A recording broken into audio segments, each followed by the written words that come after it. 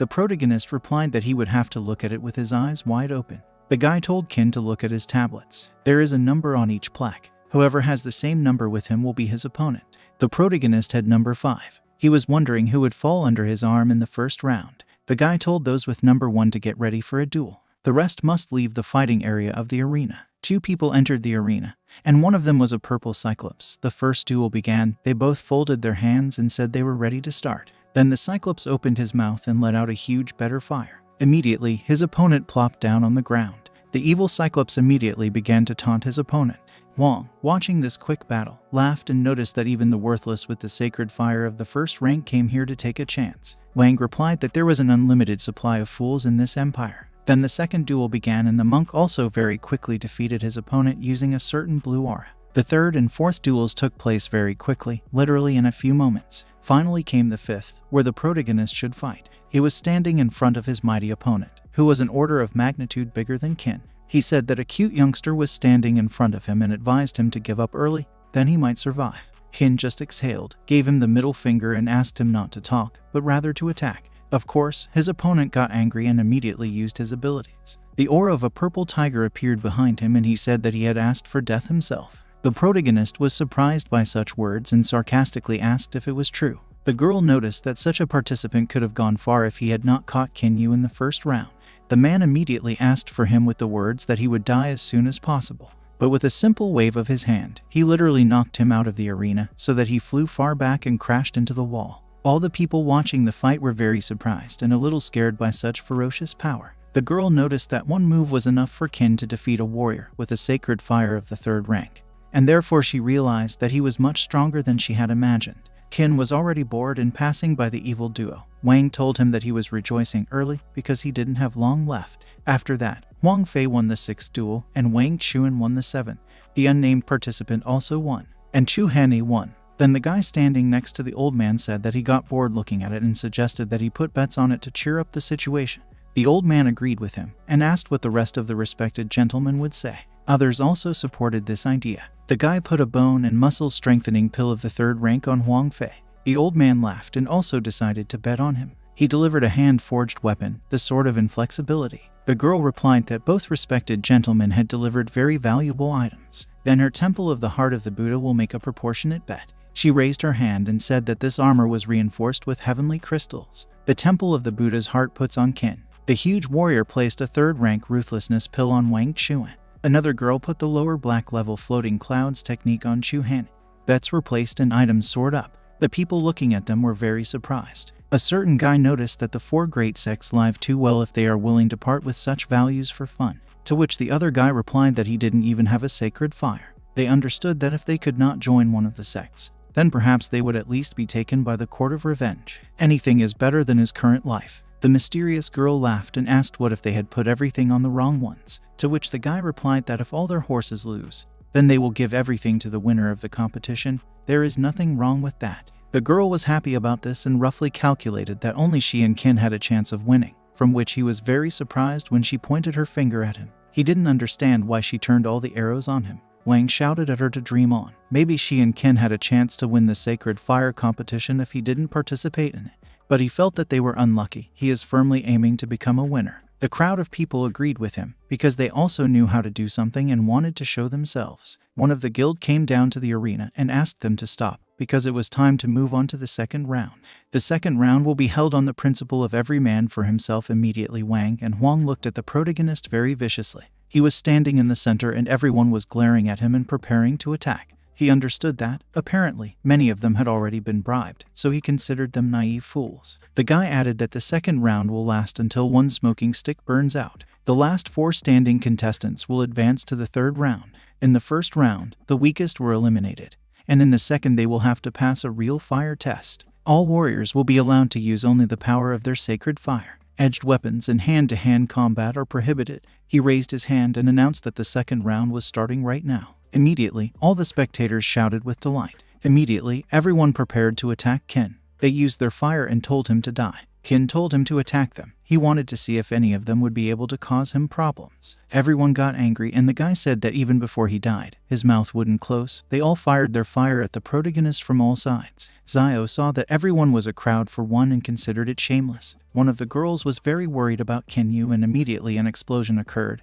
where the main character stood in the center. A certain warrior explained that each of his guys has a sacred fire of the 4th rank, and for this moment they specially trained a joint attack. Even if he doesn't die from their blow, then his skin will definitely peel off. Qin asked in surprise, "Will the skin peel off?" He didn't feel the results of their training. Once they were done, it was his turn to surprise them. A huge tornado of fire appeared around him when the hero raised his hand. The old man realized that he was right. Qin has at least a 6th rank fire. Zio shouted with joy that Qin had a 6th rank fire. The protagonist was surprised that these two expected this little fish to do all the work for the two of them. They can't wait to see him dead, so he didn't understand why they were crumpling on the sidelines. Wang got angry and replied that since he had a sacred fire of the 6th rank, then no one here would have any justice for him. He knew that Qin was wrong. There would be bigger fish for every fish. Van, being angry, shouted that he also had a fire of the 6th rank, and now his hour of judgment had come. Zio was surprised that even Wang Chuan had a 6th rank fire. The guy looked at the warrior and realized that the School of the Ruthless Sword also claimed something. Wang and Huang together said that 2 6th rank fire holders were ready to attack him at the same time. Prayers would not help him here. They immediately fired blue and orange fire at the protagonist, who turned into some monsters. Qin replied to them that he was just warming up, and did not understand why they all assumed that his fire was of the 6th rank. He opened his eyes, and immediately a fiery phoenix appeared above him, which literally devoured the enemy fire. He had an incredible aura and the power of fire that made it hard for Wang and Huang to stand. The old man was shocked, because he finally realized that he had a fire of the 9th rank. The other guy was also shocked, because even the head of their Polar Sun clan barely begs for the 8th. All the spectators were shocked that he had such an incredibly powerful sacred fire. Qin stood still and was enveloped in fire. Wang was just in shock and could not believe that he had the 9th fire. The emperor knew that Qin had tricked everyone. He was happy, because in the entire Tan Empire, in its entire glorious history, there were no more than 10 people with the sacred fire of the 9th rank. Remembering these people, the head knew that the weakest of them had long outgrown the peak of the spiritual realm. Of those currently living in the Tan Empire, and indeed on the entire continent, there is hardly anyone stronger than Qin Yu. He laughed and thought it was excellent. He could not have imagined that a fortune teller with fire of the 9th rank would live in his city. The girl was surprised, because even her mentor had fire of the 8th rank, and he seemed to her the strongest warrior in the world. She understood that Qin Yu had a great future ahead of him. One day he would be an excellent replacement for the head of their temple. The girl at the top, looking at the fiery phoenix, realized what Qin had gained while wandering through the desert lands. She turned to her father. In order to form an alliance and become related to the immortal clan, he rejected Qin Yu, and as a result, he himself died at his hands, and deprived the empire of the divine sword of the main talent of the celestial empire. She asked her father, if he was watching this, what he was feeling now. Qin showed them his hand and said that the two of them had a plan, more like a conspiracy against him. But to their regret, they didn't even realize how pathetic they were in the face of the sacred fire of the 9th rank.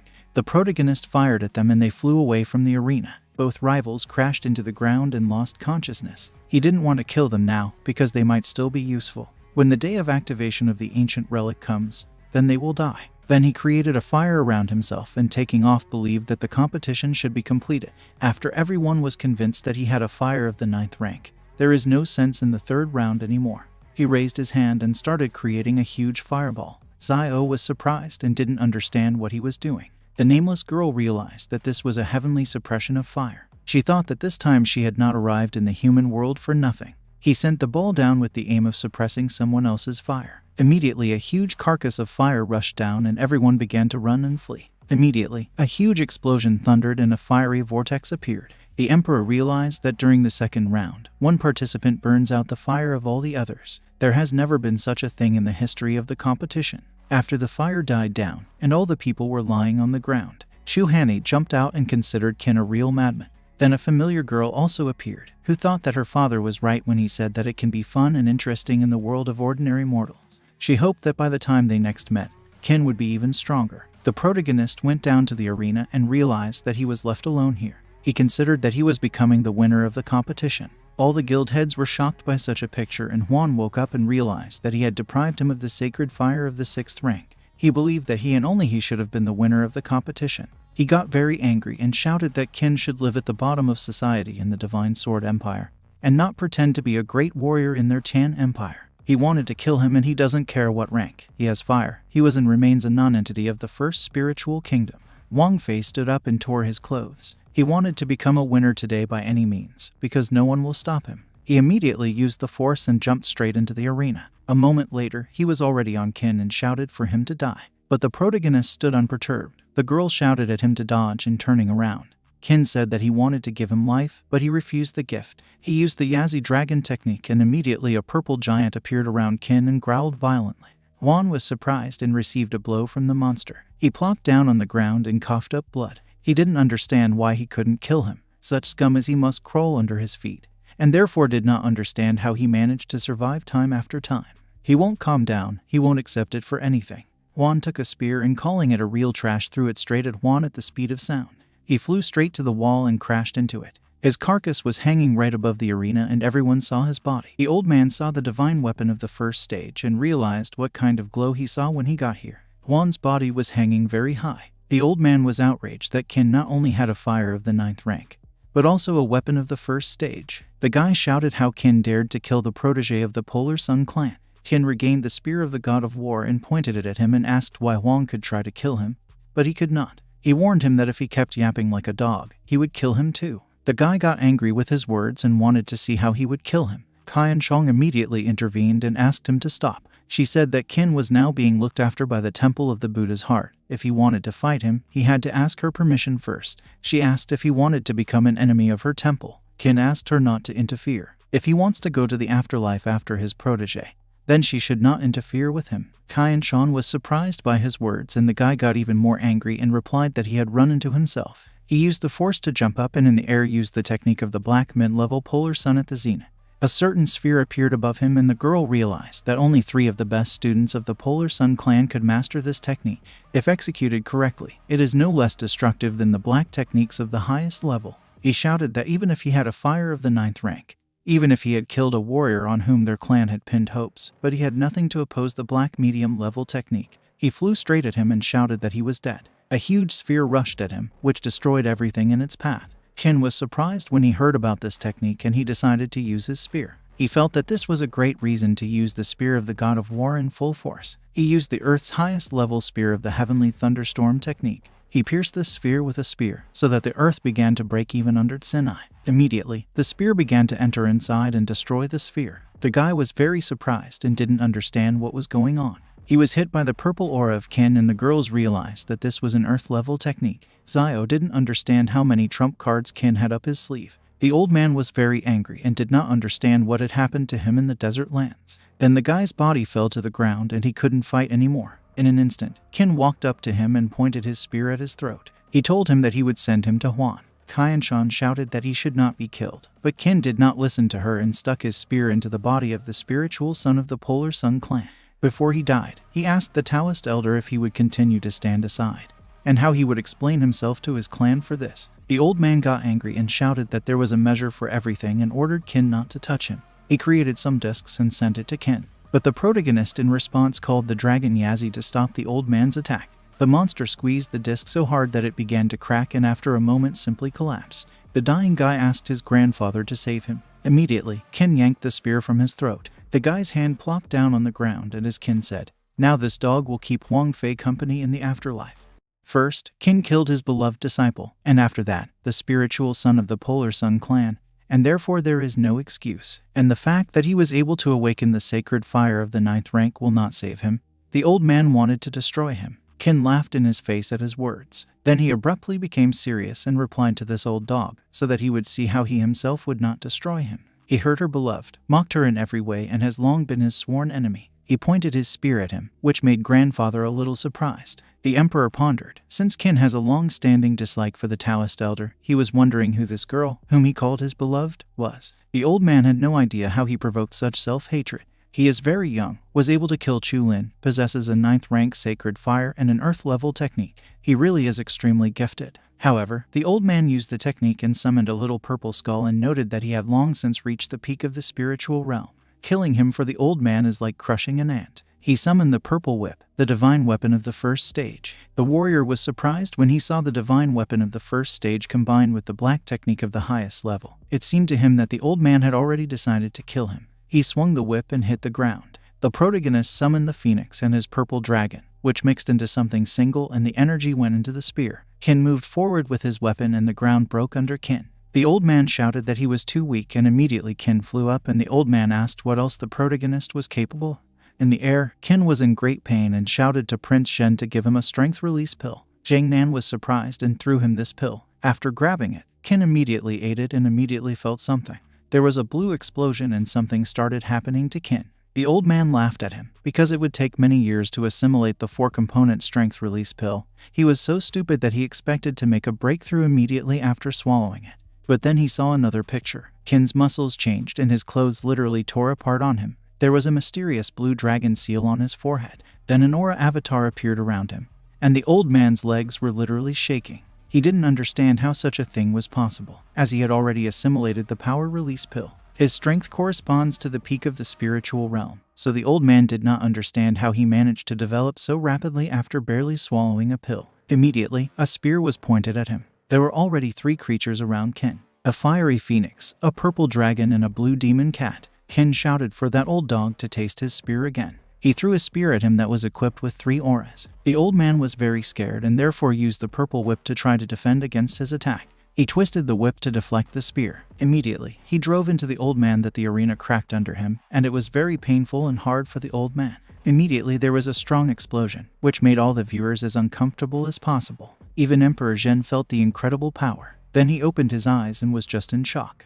Part of the arena was no longer there, but a silhouette stood in front of him. The old man was standing on his own 2 feet and a lot of blood was dripping from him. After a moment he fell to his knees and the protagonist descended and began to approach him. Qian Shan noticed that he made a breakthrough during the battle, defeated the Taoist elder at the peak of the spiritual realm.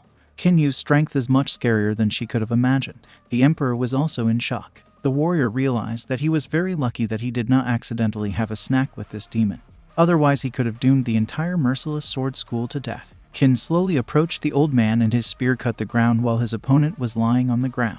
The old man crawled away and acknowledged his defeat and Qin's victory. He offered him everything he wanted, but asked him not to kill him. But the protagonist only wanted him dead. Immediately he stepped into a certain seal and was surprised. A huge purple seal appeared around him and then he looked up, where some red and black lights were flying. After that, a purple sphere appeared, which completely engulfed Qin. The girl was very worried about the guy. It turned out that Qin was inside the magic circle and the old man started laughing and said that Qin was incredibly gifted. He could even be called the main talent of the continent. But at the same time he was so young and inexperienced. He had spent many years creating this magic circle. As soon as his body was here, his soul would begin to rapidly decompose until it turned into a husk. The old man slowly stood up and continued. He has lived in this world for more than 100 years and managed to ruin many with this technique. He's just a young kid who hasn't had time to see anything in this world yet, but he managed to get proud. He raised his hand and ordered him to burn, but the protagonist stood and did not even move. The old man shouted that as soon as his soul was destroyed,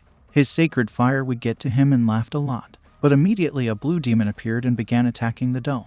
The old man was very surprised and the demon continued to fight that the dome began to crack. After a moment, the demon broke free and the old man finally realized that his magic circle was not working. Immediately, a hand appeared that grabbed the old man by the throat. The protagonist told him that he had seen things in the desert lands that he had never even dreamed of. The protagonist assured him that everything was fine with his magic circle, except that techniques against his soul did not work on him. He called him a pathetic old dog. The old man thought he had everything under control, since he had trampled this earth for more than 100 years. Most people don't know how much evil he has done during this time. But he knows everything about him. The old man shouted that he was blind, but now he understood everything and would not dare to raise his hand against him anymore. Qin raised the old man above his head and he said that by killing Chu Lin, he had insulted the Polar Sun clan. But after killing him, the clan will never rest until they avenge him. He asked for his life to be spared. And from now on he is ready to be at his beck and call. He will help him take revenge on the immortal clan. Immediately, Qin struck 3 quick blows on the old man's left arm, which began to shatter into pieces. The old man howled in pain and Qin released him and he plopped down on the ground. The old man asked him to be smarter, because even protection from the temple of the Buddha's heart will not save him from the punishment of the Polar Sun clan. And by keeping him alive, he will keep himself alive. Qin stepped on the old man's knee and was surprised by his words. He replied that his life belongs only to him. No one can take it away from him. And even more so, she does not depend on him, so I was not happy. How dare he put such conditions? Then he hit the other leg and broke the second one. The old man called Qin a real demon. Qin replied to him that if only he knew how much he had to restrain himself not to lash out at him on the day of their meeting at the residence of Prince Jiangnan.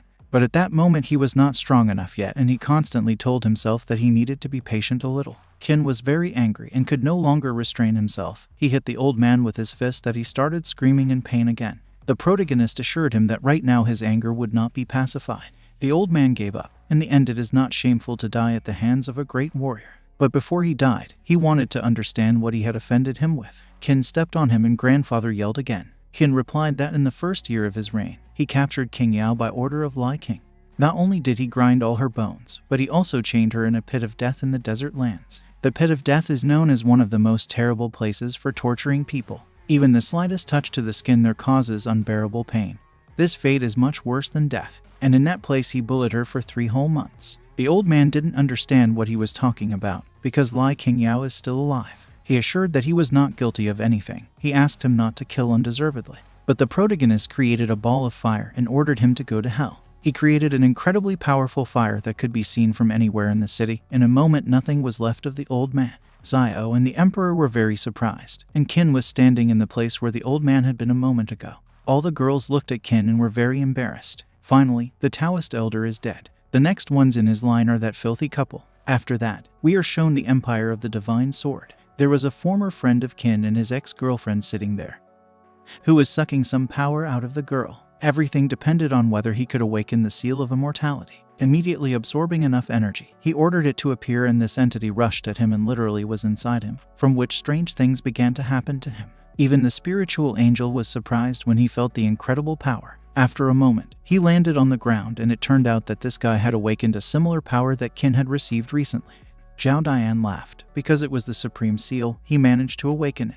His uncle was happy about this. He believed that Lai King's blood would help him awaken the seal of immortality, so he told him to take her as his wife. And she, as a faithful wife, willingly submitted to his needs, but he could not imagine that he would be able to immediately awaken the supreme seal of immortality. He also laughed, because he had not even heard that any of the Zhao immortal clan had managed to do this in the last 10,000 years. Among all the immortals, you can count on the fingers of one hand those who managed to awaken the supreme seal, and he was able to awaken the supreme. Now they can finally return to the immortals. They have nothing more to do among ordinary laypeople. After returning, he should continue to develop his strength. They will unite all the immortals, and the members of the Zhao clan will become their rulers. Immediately, Zhao turned around and told his uncle to follow the rituals. The one who awakens the supreme seal must become the head of the family. His uncle was very surprised, but agreed with him. Zhao replied that since he was right, he should kneel down, and looked at him very angrily. He was a little indignant, but immediately agreed. He likes his determination.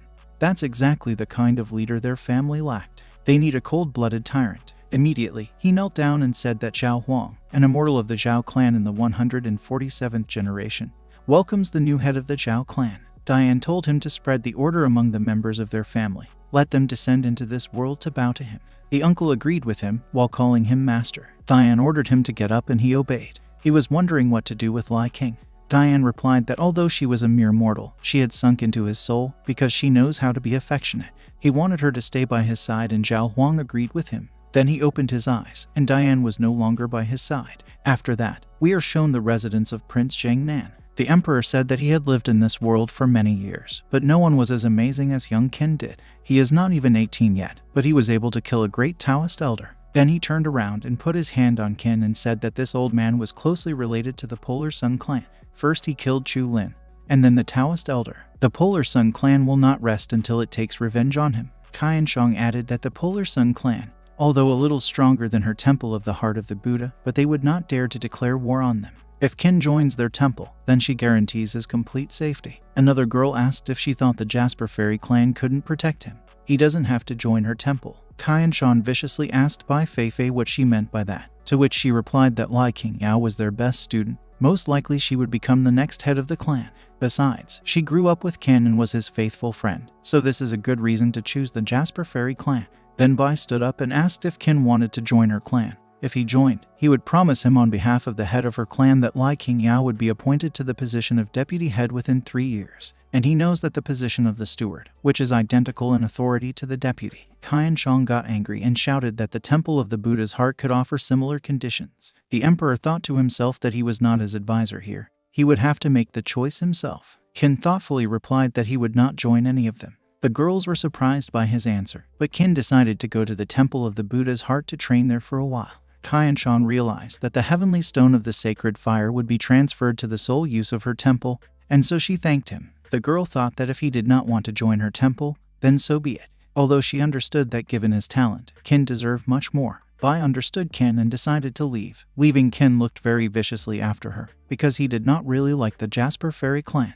In a previous life, when a Taoist elder came to the Jasper Fairy clan and demanded Lai Qingyao, they immediately gave her to him without any objections, and he tortured her. Therefore, there is no need for this clan to exist in this life. Immediately, the emperor summoned the ring and extended his hand. He had all the bets of the 4 representatives in this ring. He considered it not a bad catch. But the protagonist squeezed the emperor's hand with his own and said that he did not need it. The old man wanted to object, but Qin added that he should consider it his gift in memory of his great army. He wanted his old age to be comfortable. The emperor, hearing the words about the great army, began to cry, and his hands shook, squeezing this ring. He remembered his army and wept like a little boy. Qin stood up and folded his hands and said, "The great army of Prince Shangnan, who won 100 battles, at the appearance of which the sky turned red. His army has always stood for the protection of people, leading his sons and 40 grandchildren died defending the race of people on the borders of the empire. He knows that Zheng gave almost all of his fortune to help the relatives of the fallen soldiers, and he himself, after the concussion he received, practically lost his once unsurpassed cultivation.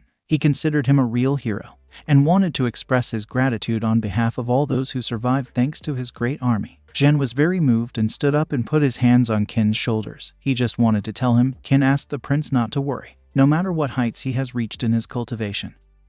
He swears to always protect the human race, be merciless to its enemies, and work for its prosperity. The emperor was very pleased, and Qianshong added that these were excellent words. After that, we are shown the clan of the Divine Spear, the temple of ancestor worship. Wang and his father prayed to the great-great-grandfather. His father failed him. He was never able to restore the greatness of their family. Ban didn't know what to say, and was all bandaged up because of his wounds. Immediately, his father hit him and ordered him to beat his head on the floor and repent. The son did this and said that it wasn't that he was weak, it was Qin who was too strong, inhumanly strong, and he can't do anything about it. His father was angry that his son was trying to find an excuse before the eyes of his ancestors. He wanted to punish him, but immediately a mysterious door of blue fire appeared. Immediately a certain ghost appeared, who said that he was sorry that his descendants had degenerated and become like this. Father and son were surprised when they saw the real spirit. The ghost sighed and couldn't take it anymore. He noticed that Wang Xuan has the blood of the Wang clan, so he can open up to his spiritual consciousness. Now the task of the rebirth of the family and the return of greatness to it will fall on him. The ghost began to create a kind of blue sphere, which he seemed to take out of his chest. After that, something seemed, and the ghost explained that this is a unique token of their kind. He opens a mountain monastery, where during his lifetime he was engaged in cultivation. The ancestor ordered him to go and collect the remaining treasures there. He must use them for the prosperity of their kind. And immediately the ghost disappeared for a moment. Wang was sure that the ancestor had given him his token. My father's grandfather told me that at the time of their great-great-grandfather, their family was one of the greatest on the continent. No one could match his strength. But one day he insulted the clan of the Immortals, and their family fell into decline for a moment. If Xuan gets the treasures from his mountain abode, they will have hope of rebirth. Wang was overjoyed, because he didn't care what Qin found there in the Great Wasteland. When he gets to the legacy of his ancestors, his days will be numbered. Immediately, someone appeared who started clapping at first and then said that he did not know that the Divine Spear clan was founded by the descendants of a once great family. He realized that he had bet on them in vain. Both turned around, because they recognized this voice, and it was Chu Lin, who had recently been killed by Qin. Out of fear, Van fell on his soft spot and thought that another ghost was standing in front of him. Lin replied that he was alive. Van was surprised, because he himself saw how the protagonist killed him. Lin laughed and said that the Polar Sun clan used to have 18 spiritual sons. A year ago he was the last of them, and now he is the 5th spiritual son. That's because the Polar Sun clan has only 5 spiritual sons left. He asked them where they thought the other 13 had gone. He fought his way up through flesh and blood. When he killed the 8th brother, he appropriated his technique of imaginary death. Lin asked Wang Xuan if he still wanted to kill Qin. Wang replied that he would not rest until he did so. Chulin added that now he has a great opportunity to do this. He must lure him, go with him to the mountain monastery, and he will die there. He asked him not to worry. He would not touch the heritage of his family. Lin only needs the sacred fire of the 9th rank of Qin. Wang did not understand how he would defeat Qin, because even the Taoist elder himself died at his hands. The guy assured that he has his own methods. After killing the old man, his next step may be to return to the Divine Sword Empire, which means there is no time to lose. If he failed to entice Qin to come to the mountain abode tomorrow, then they would not like the consequences. Immediately Lin disappeared and Wang asked his father what they would do. The head replied that they had no options. Tomorrow they will go to Qin together and politely invite. Everything will depend on the success of this case. After that night came and they show us the Tianhe. The mercenaries congratulated Qin on winning the sacred fire competition. Now they are even more attracted by the Great Wasteland. Everything that allowed Qin to defeat the Taoist elder, he found in the Great Wasteland.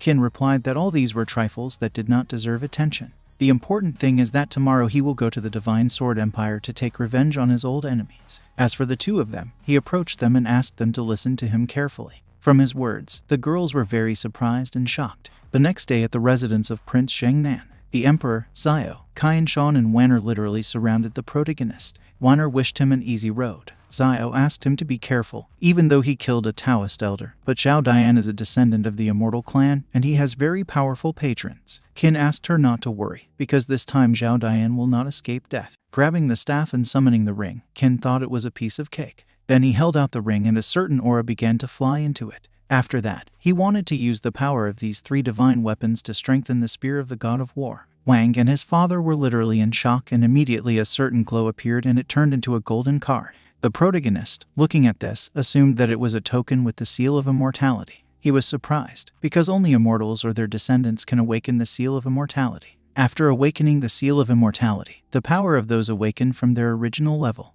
In the worst-case scenario, their body is strengthened tenfold. And for a mere mortal, there is only one way to awaken this seal. There is only one way to kill an immortal and use a secret technique to peel off his seal. In his previous life, Wang Xuan, having acquired the token, wanted to awaken the seal of immortality. However, his token turned out to be defective. Wang was also surprised when he saw this token. With its help, a simple person will be able to awaken the seal of immortality in himself. His ancestor had left him just a frightening opportunity. Qin told Wang that he should have a similar token and he should give it away. Immediately, some purple lights were formed, and immediately creatures with red eyes appeared. It was the head of the Death Clan with his subjects. He wanted to take Qin Yu's life. The protagonist recognized him. This is Huo Siren. The head was surprised that he had heard of him. The protagonist replied that who has not heard of the main freak of the Tian Empire? He is neither a boy, nor a girl, nor a man, nor evil spirits, although he should thank him. Thanks to him, he had 2 beautiful warriors, the sisters of Wu. Huo got angry and asked Qin if winning the sacred fire competition had blown his head off. He had heard that he had managed to kill a Taoist elder and a couple of other nobodies, but Qin had no idea what the Death Clan was capable of.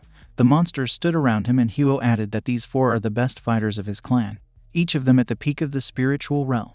There are 5 of them with him. He asked if Qin was really going to stay alive. Once he managed to escape from the Death Clan, but he would not do this trick a second time and ordered them to kill him. Immediately, the monsters began to rush at the protagonist. The protagonist grabbed the spear and said that it seems they still don't understand.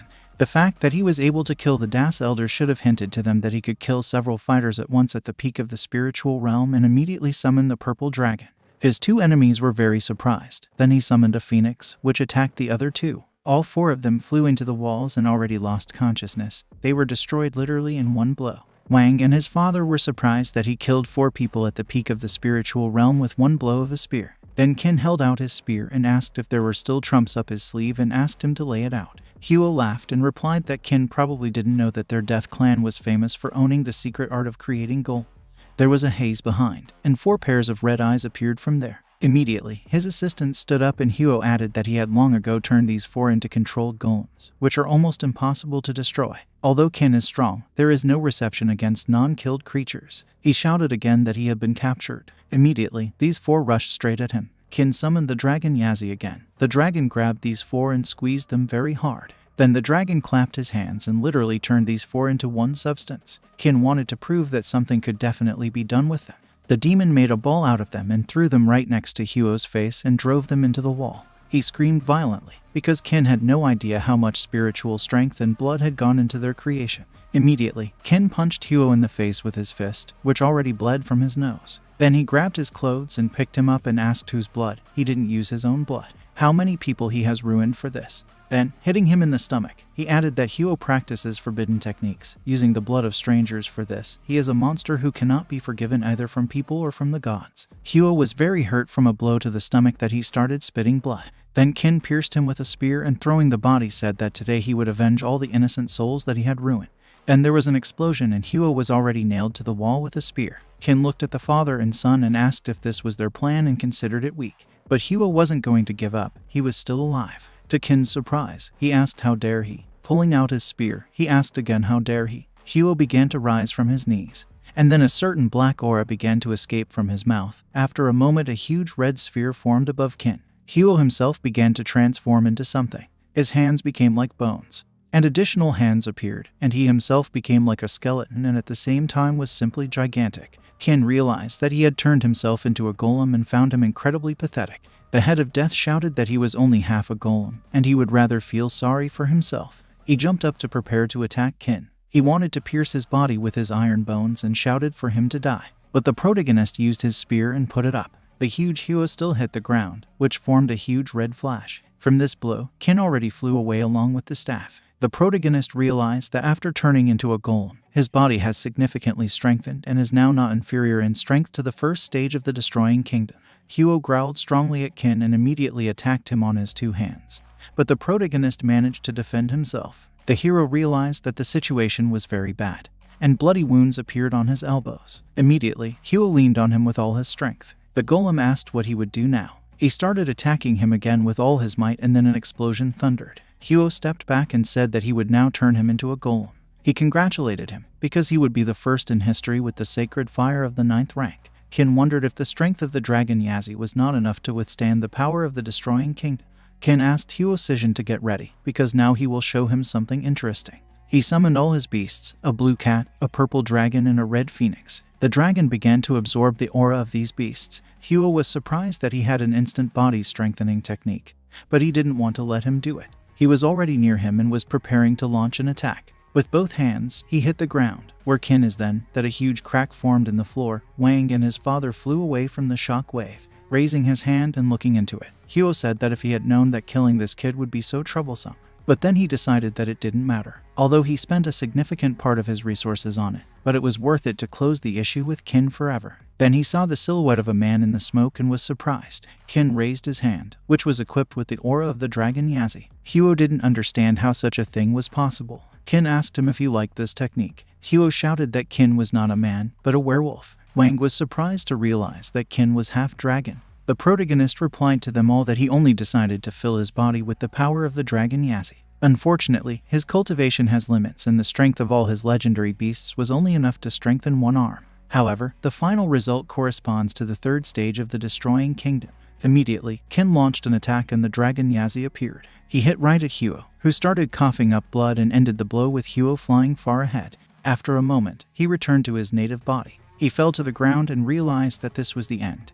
He spent blood and thousands of people to make himself a golem body, but could not withstand a blow. Kin approached him and when he raised his head, the protagonist told him to just die. He pointed his hand at him and the frightened Huo shouted for Chu Lin to help him out. The protagonist was surprised when he heard the name of the warrior he had killed earlier. Chu Lin said that Huo disappointed him. He noticed that Kin had survived this time, but this was not the end, because they would meet again. He left this cave very quickly that even the Wang clan was shocked. Huo shouted, "How dare he throw it?" Kin said that the end of Huo had finally come. He replied to him that he could not kill him. If he kills, he won't be able to take revenge on Zhao Dian. The protagonist became interested and asked why. Huo replied that Zhao was able to awaken the Supreme Seal, and he was preparing to ascend to heaven. He, of course, would find the place of his ascension himself, but it would take him weeks. And during this time, Zhao Dian will already be in the realm of the immortals. If Kin saves his life, he will tell him where he will ascend from. Kin realized that Huo was offering him information in exchange for his life, and he was quite happy with that.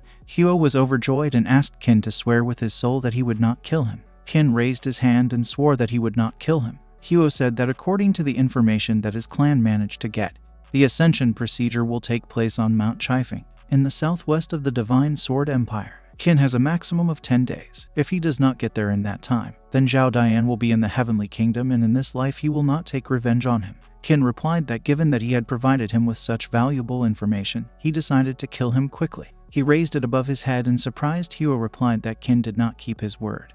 But he had already sworn with his soul, if he broke the oath, the heavens would certainly bring down their punishment on him and his soul would be blown to pieces. Huo hoped that Qin was not ready to challenge the heavens. Immediately, Qin wrung his neck and threw his lifeless body on the floor. Qin replied that he didn't have to keep his word to scum like him. Immediately, a certain ray appeared from the sky, which struck directly at Qin. Wang was glad that there was an instant heavenly punishment that would incinerate him. But Qin was not harmful, and his blue beast was around him. Steam was coming from him, and he thanked Sueni. Then he ordered Wang to give him his token, and of course he obeyed him. He said he wouldn't tell anyone about what happened here. No one will know from him that he is a werewolf, and asked him to let him go. His father fell to his knees and added that it was all his fault. He was ready to accept death, but only asked him to let his son go, otherwise his family would be interrupted. Qin replied that why on earth should he leave any of them alive? Moreover, Yazi is very angry with them, and do not expect mercy from him. He raised his hand and released a certain aura right into them. After that, he wanted to check what this token was good for. He put 2 tokens together and they formed into something unified. Then he raised his hand and Qin realized that Yazi was absorbing the power of the Seal of Immortality. Then the dragon himself appeared and Qin told him that he was ready. His hand has increased several times that it has become difficult for the hero to hold it. This is the Seal of Immortality of the 7th rank. Yazi can't even absorb all his energy. He will use the rest to strengthen his own spiritual power. Absorbing the energy, she broke out and literally destroyed everything under the Qin. After absorbing the power of the Seal of Immortality, Dragon Yazi's hand has strengthened many times, and his cultivation has now reached the peak of the spiritual realm. Having reached the peak of the spiritual realm, his fighting power was enough to defeat an opponent at the 3rd stage of the destroying realm. By adding the hand of the Dragon Yazi to this, he will be able to smash the enemy at the 5th stage. Qin doesn't care what kind of seal Zhao has awakened in himself there, but his days are numbered. Let it take 9 days from here to Mount Chifeng. He doesn't have time to return to Tian, so he decided to go straight to Zhao Dian. He asked you to tell Prince Shengnan and the others that he had gone to carry out his revenge alone. As soon as he kills Zhao Dian, he will immediately return to Tian. The protagonist goes right behind his enemy. After that, they show us Mount Chifeng. Directly above the cliff stood Zhao himself, his uncle and his beloved. She asked him when she would be in the heavenly kingdom if they would laugh at her. He replied that she was with him and no one would dare to laugh at her. When he becomes the Lord of the Immortals, he will make her the Empress of all people. She thanked him, but his uncle was not particularly happy watching this picture. After that, there were solar steps that stretched straight from the sky to the mountain itself. A girl and her bodyguard appeared. Her name is Zhao Xuan and she is also from the immortal family. Her cultivation is too strong. Her appearance could bring chaos to the mortal world, so she decided not to go down to meet them. His uncle got angry because he didn't understand what nonsense she was talking about and what kind of chaos she was talking about. He asked his nephew not to listen to her because she just wants to intimidate him from the doorstep. She really pissed him off. Zhao Dian asked his uncle not to start because this girl is already dead. He went ahead because the heavenly kingdom is waiting for them. As he was walking forward, someone from the sky shouted his name and he was surprised. Turning around, they saw Qin in front of them, who landed on the ground along with his spear. Zhao was surprised when he saw him. The protagonist told him that their differences with him had not yet been resolved, so where was he going? Xuan realized that this was the same Qin Yu. She knew that today would be special. The man asked whether to kill him and the girl continued that Zhao Dian had awakened the Supreme Seal in himself. Dealing with ordinary mortals should be a trivial matter for him, so why should they interfere? And if Zhao can't kill even a mortal, then he has nothing to do in the heavenly kingdom. The man understood her and grinned. Qin slowly walked over and stood right in front of the two. The girl was scared when she saw Qin in front of her. Diane asked how he managed to reach the peak of the spiritual realm in such a short time. He admitted that he was surprised by it. Qin replied to him that he liked Diane more, not honest, but roaring and begging his uncle for help. Diane started laughing hard and in response said that Qin provokes him with speeches. He will not be able to get him out of himself. He asked him if he thought that if he had reached the peak of the spiritual realm, then he was worthy of challenging him. He admitted that he used to envy everything that Qin managed to find in the desert lands. But now for him all this worldly tinsel is just garbage. He ordered his uncle Huan to kill him and he agreed. Uncle immediately rushed at Qin and said that after he drove him out of the Immortal Sword Empire, he's been hiding in some corner all this time like a scared mouse. It would be better if he continued to sit there, instead of coming here to certain death. Qin was surprised at his words and replied that he had too high an opinion of himself. A blue explosion immediately thundered. Xuan, watching the battle, asked Fengsheng how much he thought Huan could take. The man next to him replied that he couldn't stand any. Qin will easily deal not only with Huan, but also with Diane. The girl objected that Diane had awakened the Supreme Seal in himself and was at the stage of the destroying kingdom, although he has a lot to strive for. But she did not believe that Qin is stronger than him. Fengsheng replied that although Qin was only at the peak of the spiritual realm, there was a ferocious force of an unknown nature in his body. Apparently, he found it during his stay in the desert lands. He also thinks that Qin will be able to destroy Xuan as well. This girl was surprised and could not believe her ears. Diane started going upstairs with his girlfriend and said that Huan put all his strength into his punch. There is no doubt that Qin is already dead. He said goodbye to him because it's time for them. Then out of the smoke, Qin asked where Diane was in such a hurry, from which he was very surprised. Wang called Qin a scoundrel. Hiding his strength, he misled him. He is already at the stage of the destroying realm.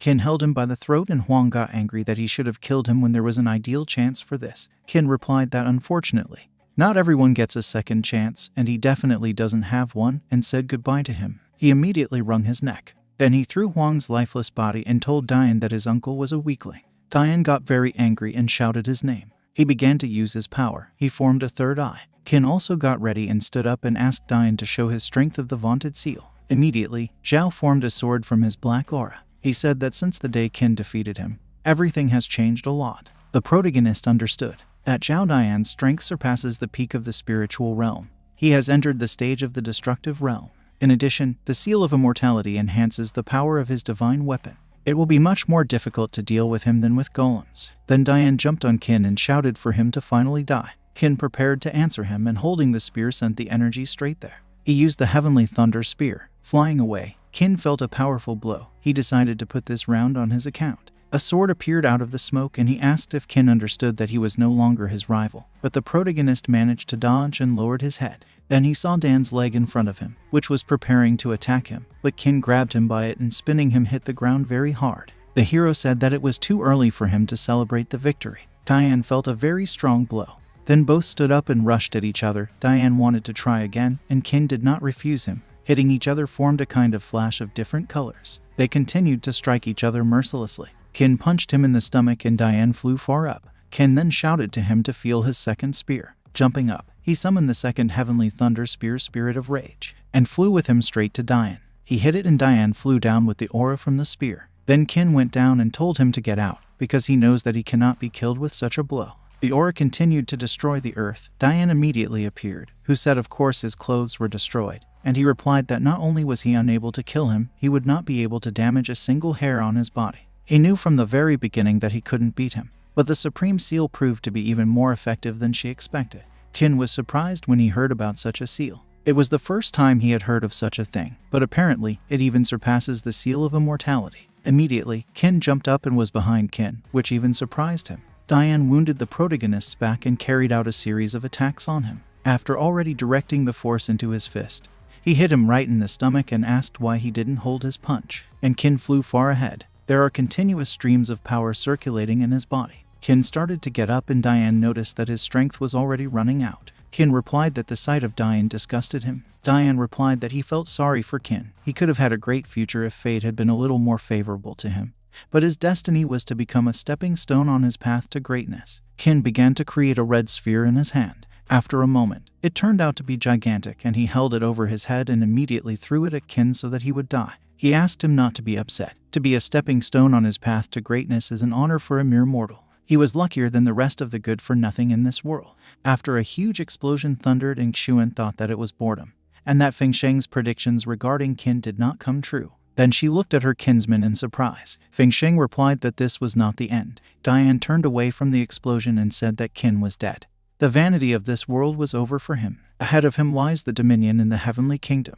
But then a giant hand appeared from under the explosion. A moment later, the dragon Yazi himself appeared, from which Diane was very surprised. Smiling, Qin asked where he was going, because it was time for the second round. Diane did not understand where this feeling of unbridled fear was born inside him. His hands are shaking, and he felt that this should not happen. The owner of the Supreme Seal cannot be in awe of an ordinary mortal bug. Xuan already had her wand broken, and she noted that looking at Qin, she feels a slight chill. Even if he gained some power in the desolate lands, he can't affect the holders of the Seal of Immortality like that. She asked Fengsheng what was going on. He replied that the strength of the legendary beasts of the desert lands is comparable to the strength of the immortals, but it does not make them tremble for a long time, so he himself is confused. He believed that Qin had subdued one of the legendary beasts of the desert lands. He knew that it was impossible to leave him alive and asked Xuan to let him finish off Qin. Otherwise he would be able to develop to such a limit that it would be a disaster for them. She replied that the enmity of Dian and Qin is their own business. Moreover, only fools suppress young talents, and the wise pull them to their side. From her point of view, if he manages to kill Dian today, it will be a boon for them. Feng Sheng decided to think again. Maybe she's right. But before he could speak, she replied that they were not discussing here. She was only notifying him of her decision. He was surprised, but there was nothing to do. At that moment, Qin was walking straight at Dian and he asked if he was scared. Why were his hands shaking? Zhao called for a weapon and replied that it was nonsense. And who did he think he was, that he thought he could cause fear in him? The Supreme Seal is the peak of development for immortals. In front of the face of the owner of the Supreme Seal, everyone should kneel, and he did not want Qin to be an exception. He rushed straight at him and hit him in the face with his fist. But he didn't care about this blow at all. Then he stabbed with his sword and shouted at him that he could never defeat him. Feng Sheng considered Dian a buffoon. He was even embarrassed for him. Xuan began to laugh and thought about what should be offered to Qin to win over to this side. Dian shouted that victory would be his and again rushed straight at Qin with a sword. Then he was overjoyed when he saw the blood. But after a moment he started spitting blood. It turns out that Qin pierced Dian's chest and pulled out a certain sphere. Dian could no longer speak normally and only repeated Qin's name. Then, at great speed, he tore out a yellow sphere from his chest. He was standing very pretentiously, and Dian's body was falling to the ground. Today, the protagonist has understood a lot. For example, why great warriors like to play with their victims like cats with sparrows. These feelings are the sweetest, and immediately squeezed this sphere with his hand. He began to absorb some energy, and the surprised Dian lying on the ground did not understand how he lost with the Supreme Seal. He asked his relatives to help him. He literally ordered them to help. Then Qin looked at them and Xuan told him that even if she wanted to help, she couldn't and apologized. Dian got very angry and screamed, and immediately Qin stepped on him and his body literally disappeared. Then Qin looked at his ex-girlfriend and she started to panic a lot. He went straight to her and he asked Lai King if she was sorry. She had tears on her face and she replied that she was not sorry. She has no regrets. Everything she did was just for the sake of getting stronger. She wanted to become the ruler of this world, to rule all people. She asked Qin to do it as soon as possible. The protagonist realized that each of us has a choice, and she was not mistaken in her choice. She succeeded and became the empress of this world. Li began to rejoice and asked in surprise. She started laughing because she thought she had made the right choice. A moment later, Li's life left her and her body plopped to the ground. Qin thought it was over. Then he turned his attention to the stairs and two standing people. Xuan asked him if he knew what consequences he would face for killing Zhao Dian.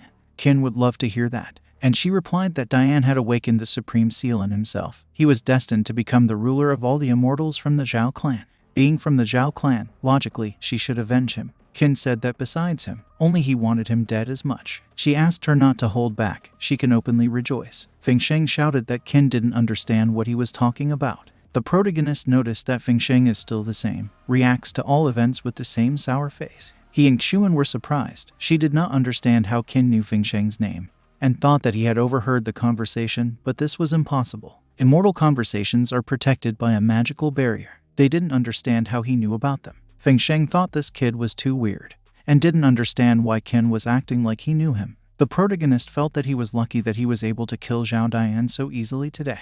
If these two weren't here, their battle would have been much bloodier. Zhao Xuan, the leader of the Zhao immortal clan, possesses the seal of immortality of at least the 8th level. She is not evil by nature, almost does not kill innocent people. In his previous life, it was only thanks to her hidden support that he was able to resist Zhao Dian for a long time. Unfortunately, Zhao Dian ended up killing her as well. As for Feng Sheng, before his death, he begged Qin to kill Dian. He wasn't able to do it then. Only in this life did he manage to fulfill his last request. He asked them to come down to talk. Xuan found him very curious and wanted to go down to him. In a moment they were at his side. He showed them the seal and said that since he had killed Dian, then his seal was due to him, and began to absorb it as if. From these words, Feng Sheng got a little angry and indignant. Xuan replied that the Supreme Seal would not benefit him. With the help of secret techniques, some mortal people can awaken the seal of immortality in themselves. It's true, but the Supreme Seal is quite another. It is much more valuable than the seal of immortality. Those who are able to awaken it in themselves are born once in 1,000 years, especially when the immortal Zhao family no one will be able to assimilate it. She added that if he doesn't believe, he can try it himself. Qin still decided and tried, but it didn't work out. She did not deceive him. Qin realized that he was unable to assimilate the Supreme Seal, but if one day he tamed the fifth son of the dragon Tout, then perhaps he would be able to make him stronger. However, Tout will not appear to him before he reaches the peak of the destroying realm. He is still far from that. She asked him to give her the seal, and certainly not for free. In return, she would give him a 3rd-level divine weapon and a 7th-level seal of immortality. Qin replied that what she was offering could not be compared to the Supreme Seal. She knows the whole story of his conflict with Zhao Dian. He killed Qin's father, took away the bride, but what can Qin say about Xuan? He replied that she was a favorite of heaven and she agreed with him. She wanted to add herself to their deal. Now she will call him a bride, and one day she will become a wife. Qin looked at her and then made a terrible face. Feng Sheng began to beg not to do this and immediately shouted at Qin. Because why did he make a face when he heard her proposal? Does he think his sister isn't good enough for him? Qin asked if he wanted him to agree, and Feng Sheng replied that no way. Xuan walked up to him and told him again that she was completely serious. She poked her finger into her hand and added that although he was not strong enough to be her husband, but he had great potential. She will take care of his development, and when he becomes worthy of her, they will get married. She asked him not to worry, because in the premarital period she would not hide their relationship with him. She will immediately announce her decision to the entire Zhao immortal family. Feng Sheng asked his sister to stop. Qin wanted to lose Lai King, but he will find her. Not a bad deal for him. Qin was surprised that she was so determined. In order to win him over to her side, she is ready even for this. Immediately, he grabbed her hand and apologized. Although her offer is very tempting, she will still refuse. She asked what Qin was afraid of and asked him to speak directly. He's not afraid of anything. He's just not interested in her. Xuan replied to him that she herself had opened her heart and had not experienced the limits of her kindness. Although he is strong, but she asked him if he really thinks he can overcome them with Feng Sheng. Qin showed her his fist and replied that he was ready to fight them even to their death. Feng Sheng used force to call him a fool, because Qin would rather die than marry his sister. They both know they can't kill him, but they have a couple of trump cards up their sleeve, but he's not that simple either. If they don't kill him, then the Zhao immortal clan will have another hidden threat. Immediately Feng Sheng got angry and Qin added that he had the Supreme Seal with him. He asked what would happen if he handed her over to one of the other major immortal clans. After all, they perfectly understand what this will lead to. Feng Sheng was surprised that he was threatening them. Qin replied that he was just explaining the balance of power. Immediately she decided to stop it all. She asked what he wanted in return for the Supreme Seal and asked him to name his price. Firstly, he needs a divine weapon of the 4th stage. And secondly, 10 pills of the 9th rank. For him, the Supreme Seal is not of great value. It is not profitable to keep it for the sake of the opportunity to use it sometime in the future for the sake of pumping tout.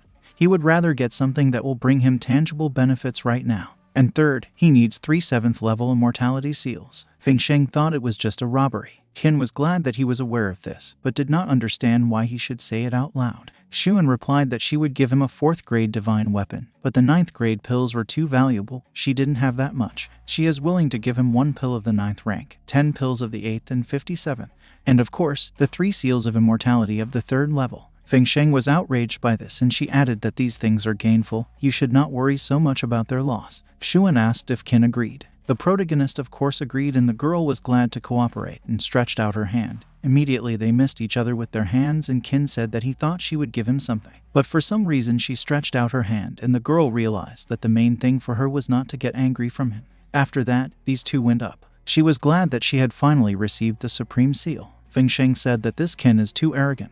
He's not ready to just swallow it. Xuan replied that she would have to, because in comparison with the acquisition of the Supreme Seal, everything else is such a trifle. She turned around and added that moreover, hadn't he realized how cunning Qin was yet? He thinks one step further than the others every time. They constantly say about him that he allegedly found something incredible in the desert lands and that's why he's so strong. She doesn't think it's that simple. Feng Sheng wondered what she meant. She replied that it was possible that this Qin was not the same Qin as before. Feng Sheng realized that she was hinting that he had died and been reborn. That would explain a lot. He has a sacred fire of the 9th rank, tamed legendary beasts, the ability to kill an immortal with the Supreme Seal and a mind too mature for his age. Of course, this is just a guess, but whatever it is, they need to stay on good terms with him. It's time for them to go home and they literally disappeared. It turns out that a mysterious young lady was watching the whole picture. She witnessed very interesting events. She realized that Qin was skillfully using the Wasteland Beast, and also reached an agreement with Zhao Xuan. Her parents will really like him. and her race will have another great commander. She wanted to meet Qin very soon, and immediately jumped down. Then I show us the city of Tian 10 days later. Qian Shang was standing at the city gate, and people were walking around. Immediately, Qin appeared in the distance. Qian Shang was very happy when she realized that the protagonist had returned. When he came up, the girl congratulated him. Finally, he sorted out the old cases. He invited her to go inside, because he wanted to say hello to Prince Shangnan. Qian Shang informed him that the prince and his granddaughter had already left. Qin assumed that their borders had been attacked by werewolves again, and the girl handed over a letter saying that Xiao had left it. She congratulated him on killing Zhao Dian. She wanted to wait for him and prepare something festive for his arrival, but the situation at the border is very difficult. She and her grandfather had to leave immediately. She decided to join her grandfather's great army, although Qin did not know that she wielded a spear not much worse than him. She wished him good luck at the Temple of the Buddha's Heart. She is sure that by the time they meet again, he will become even stronger. She certainly will. She has no other option. It's time for her, and she asked that Qin take care of himself. Qin could only hope that they would return alive. Qian Shang asked him not to worry. They would definitely repel the invasion of the werewolves, and immediately Qin said that it was time for them to go too, which of course she agreed with. After that, they show us a carriage with a horse. Inside were Qin, Qian Shang, Wanner and his young girlfriend, whom he took from the fat man. Qin didn't expect Wanner to have business at the Buddha temple. She had been planning to open a branch of her auction hall there for a long time. She is glad to share the road with them. Immediately, the girl took Qin by the clothes and asked where Yu and Si were. He replied that they would meet them already in the city of the Buddha's Heart. Half a month later, the city of the Buddha's Heart. The carriage entered the city and the girl was surprised when she saw a big city. Wanner noticed that this city is much bigger than Chan. First they need to rest in the city, and after a couple of days they will go to the temple. Then Qin noticed that something was happening up ahead. Qian Shang was surprised and Qin realized that she wanted to say something. These free warriors are engaged in recruiting newcomers to their teams. There is no influence of powerful schools or temples behind their backs. Therefore, in order to earn some money in a short time, they can only go to the desert lands. Qian Shang didn't know what to say, and Qin said that everyone has their own way and they should go further. After that, they were already in front of a huge manor. Everyone got out of the carriage and the girl was surprised that it was a giant manor. Qian Shang said that this property is her property, and they can be located. Qin wanted to rest today and go for a walk tomorrow. At night in Qin Yu's room, a sword and shield were flying around him and he was surrounded by an aura. Then a spear appeared and he used heavenly fire suppression. Then there was some kind of huge flash that could be seen even outside the house. Then there was a new updated spear in front of us. It was truly a 4th grade divine weapon. After mixing with the war god's spear, the spear itself also reached the 4th grade. Then the dragon Yazi appeared. Qin took out 3 seals of immortality of the 7th stage and he offered Yazi to eat them. Immediately he started eating and swallowed them, so that even he did not leave anything to Qin, and his dragon grinned. The dragon disappeared and the protagonist called him heartless. After absorbing the 3 seals of immortality of the 7th stage, he can use both hands of the dragon. When his next breakthrough happens, it will already be the stage of the destroying realm. Then, many different pills appeared around him, which he immediately started using. Usually, a 7th grade pill is able to elevate a warrior of the 9th stage of the spiritual realm immediately to the peak of the spiritual realm. And he has 50 such pills. He should immediately jump to the stage of the destroying kingdom. He did not expect anything less. Immediately he absorbed all this, that a certain yellow aura surrounded the house. Already after Qin was at the 1st stage of the destroying kingdom. Now he can rightfully consider that he took a serious step on the path to greatness. The path to greatness lies through 7 stages: division of the spirit, destruction, emptiness, fusion, ascent, inviolability, and supremacy. After entering the destructive realm, an energy crystal is formed in the body, which is able to store spiritual energy. A warrior at the 1st stage of the destroying realm is able to accumulate 10 times more energy than someone at the peak of the spiritual realm. During the transition to each next stage, the volume of this energy also increases by 10 times. But this is for ordinary warriors, and he may have an increase of 100 times. At the moment, with his strength in the hands of the dragon Yazi, he could defeat a warrior at the 5th stage of the destroying realm. Even to someone who is at the peak of the destroying realm, he would give a decent fight. And if it was a fight to the death, then I would have killed a warrior at the 1st stage of the Void Kingdom. Right now, there is no one stronger than him in the entire Tian Empire. In his previous life, he reached such heights when he was already 40 years old, and now he is only 18.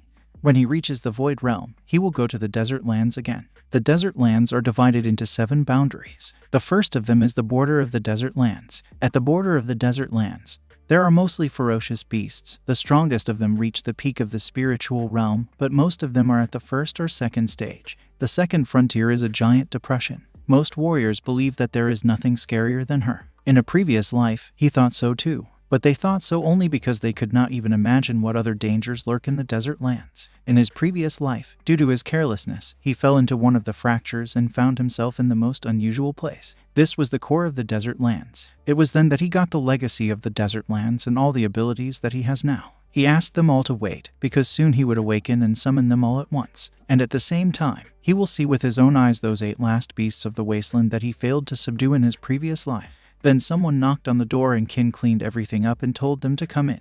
It was one of the sisters and Kin asked her how she was doing. She bent her knee and replied that his task had been completed. They took all the treasures that belonged to the Death Clan with them. All the remaining golems were killed. He stretched out his hand and Kin decided to take the 9-tailed phoenix for himself, and she can share all the treasures of the Death Clan with her sister. She was very happy about it and thanked him. Kin wondered what had happened to see there. The girl replied that her sister had already contacted Lai King Yao and was currently entering a state of secrecy. The protagonist was happy, but asked her to be careful. The stealth technique he passed on to her is very effective, but the cultivation of Si herself does not allow her to use her full potential. One careless action and she will be discovered. And if she is discovered, she will be killed. You understood him and bowed, and Ken told her that she could be free. The next day, the city of the Buddha's heart, Ken and his group walked around the city. Kai and Sean asked Ken if he would like to taste their local wine, because he would not find it anywhere else. He replied that the wine of the city of the Buddha's heart is famous throughout the Tian Empire, so why should he miss such an opportunity? The girl said that she also wanted to, but it was too early for her, which is obvious, and therefore she began to cry. After they came to the pub and Kai and Sean was surprised that someone was here. Ken asked in surprise what it was and she replied that she couldn't stand him. It was Cheng Xuan from the Ice and Flame sect. He immediately asked if he had a sacred fire of the 9th rank. Chen added that Ken is worthy of more than the temple of the Buddha's heart and offered to go with him. Kai and Sean told him that her temple had high hopes for Ken's arrival. But before she could finish, Chen got angry and told her that he was most annoyed by people who get involved in someone else's conversation. Today he is in a good mood, so he will forgive her this time. But if it happens again, she will know about the consequences. Kai and Sean got very angry because of his words and he told Ken to go with him again and turned around.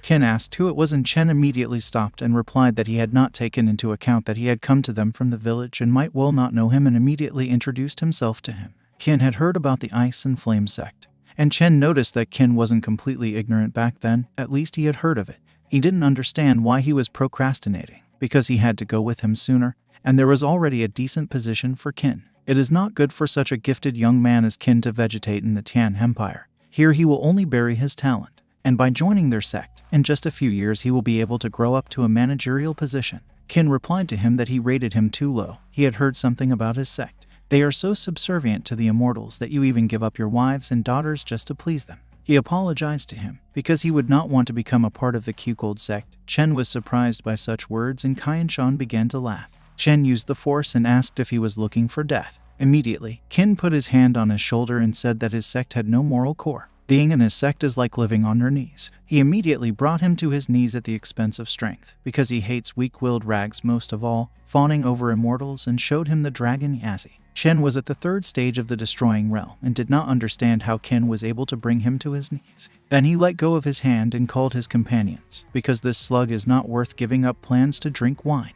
From these words, Chen was still on his knees and very angry. He wanted to kill him and was so angry that he bit his lip. After they were already on the 2nd floor of the tavern and the protagonist drank a cup, he really liked the wine and realized that it deserved its glory. Kai and Chong felt that Cheng Xuman was probably already in a hurry to report what had happened, so she thought it would be better if they also got to the Temple of the Buddha's heart as soon as possible. Ken understood that there was no need to worry so much about some second-rate sect. The girl did not think that the sect of Ice and Flame had already set their eyes on Kin Yu. She hoped that her father and mentor would be able to cope with this situation. Then someone outside started shouting that some guy was a pervert. That Ken and Kai and Sean were surprised. She was angry that someone dared to harass girls in their city. She got up and said she would be right back, but Ken wanted to go with her. Guys, it is difficult to release such videos every day, so I ask you to subscribe to the channel. We will fill 2,000 subscribers and the new part will not keep you waiting. After that, they show us the entrance hall of the tavern and there was a crowd of people standing there. And in the center there was a guy and a girl. The girl called the guy an unscrupulous impudent. He offered her to tell fortunes, and eventually began to touch her for the 5th point.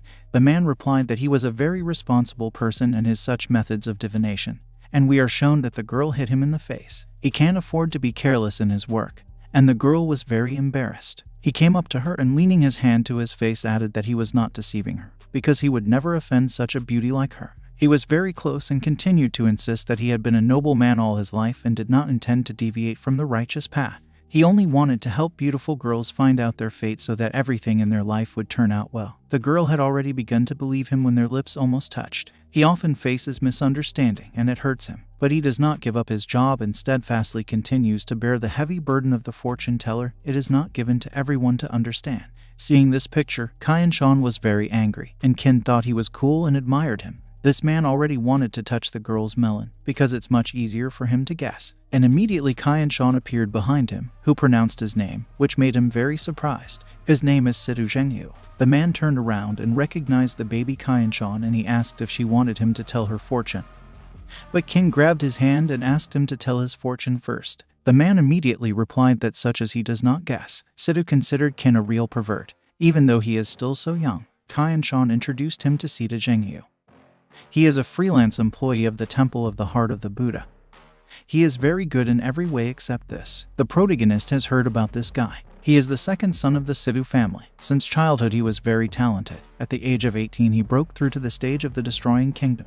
He could have had a glorious future, but he decided to join the Temple of the Buddha's Heart as an ordinary employee. According to his own words, only in the Temple of the Buddha's Heart there is a sufficient accumulation of beauties that would bring him joy from life. He was always very open and cheerful. His favorite fun is pretending to be a fortune teller to grope girls for different places. But he can also be called the greatest hero of the human race. During the previous attack of the demon race, he single-handedly forced them to retreat. Thanks to him, the Buddha hearts continued to sleep peacefully in the temple. In the end, he fell at the hands of the empress of the demon race, but before he died, he managed to pinch her in one place. And they show us how Sidu did it with a demoness, and she, embarrassed, called him an impudent. After this incident, the demon empress could not get rid of that painful memory for many years. As a man, I am not quite decent, but I am an excellent warrior. Sidu asked not to look at him like that, because he scares him. Kyan-chan told him that her father and mentor strictly forbade him to harass other girls. As soon as she returns to harm, she will immediately report this incident. Sidu assured her that he had stumbled a little and asked her to give him another chance, but Kyan-chan was adamant. Kin still decided to stand up for the man and asked her to give him another chance on the condition that it would not happen again. Kyan-chan agreed, since Kin was already asking, and Sadhu thanked him for his help. Then they both went back upstairs, because they still had wine waiting for them, and then the hedgehog asked them to take him with them, because it's almost a month before the salary, and he's already broke. After that, they were on the second floor, and the already drunk Sidu told Kin that he had made the right choice, because joining the Buddha temple would be his best decision in his life. Soon he will see what kind of students there are, white-skinned, with large melons. But before the man could finish, he saw an angry Kyan-chan and stopped. He decided to switch to another conversation. Immediately, he drew attention to the young girl and asked Kin if she was his slave. Kin was surprised with his question. Sidu asked him to be careful with her, because she could bring him a lot of troubles. The protagonist of course knew this. Kin realized that Sidu immediately recognized what kind of family she was from. Sidu added that when this girl grows up, she will become an indescribable beauty. He immediately realized this from his own experience. There will be so many males chasing after her. In general, there will be no end of problems. After all, not all men are as decent as Uncle Sidu. Kin understood what he was talking about and realized that he had overestimated him. Kyan-chan said that there is one case in which his help is needed, or rather the help of the family is full. Uncle was surprised and asked again. She said that Chen Xuan from the Ice and Flame sect came. They want to take Kin Yu. The man knows that this sect is serious opponents, but not for his family. He asked them not to even get involved and let him deal with it himself. Kin replied that he had already climbed in and put Chen Xuan on his knees, and Sidu was very surprised. He immediately started laughing at the top of his voice and called him a good fellow, because the Ice and Flame sect is always sticking its long nose into other people's affairs. Finally, there was a person who clicked them on him, but he asked Kin not to worry, because he would protect him. The protagonist immediately thanked him and shouted to the waiter to bring more wine and that he would not leave sober today. The girl said that she was bored here and wanted to go for a walk. Kin replied that she could take a walk with Kyan-chan and Yu and asked how she was. The girl began to rejoice and the three of them got up from the table because it really got boring here. Kai and Sean wondered why Kin decided to get rid of their company and assumed that he wanted to talk alone with Sidhu, and they immediately left. Sidhu realized that he had a conversation with him and the protagonist agreed. He wanted to borrow something from him and pointed it out with his finger. The man was very indignant and surprised, because how could he give him something so important to himself? 3 hours later, Kin and Sidhu left the establishment and the man wanted to have another drink. He hugged him and said that from now on he was like a brother to him, and therefore he could not refuse his brother. He will give him anything he asks for. Kin thought that Kai and Sean would call him uncle. Immediately his face changed, and even Sidhu seemed to come to his senses and asked what was it. The protagonist realized that the girls were in trouble. Sidhu thought it was a sect of ice and flame. Kin didn't know for sure and decided to follow them and asked Sita to stay here, but of course he wanted to go with him. He just received a signal from you. The kidnapper wants him to come alone and asked Sidhu not to worry, because he will cope alone.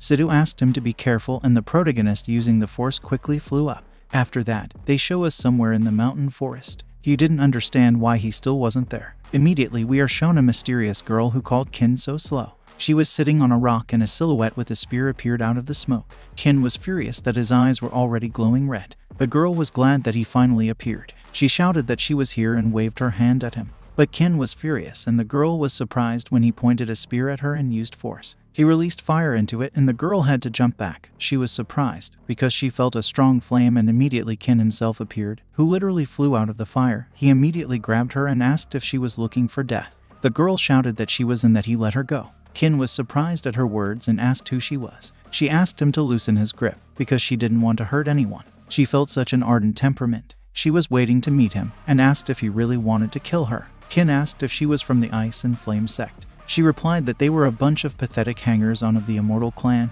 and that he thought too low of her. Then Kin looked at you and immediately asked why she forced him to come here. She told him to stop choking her first. Immediately, Kin released her. The girl stood up and explained that she was looking for a meeting with him to invite him to join her clan.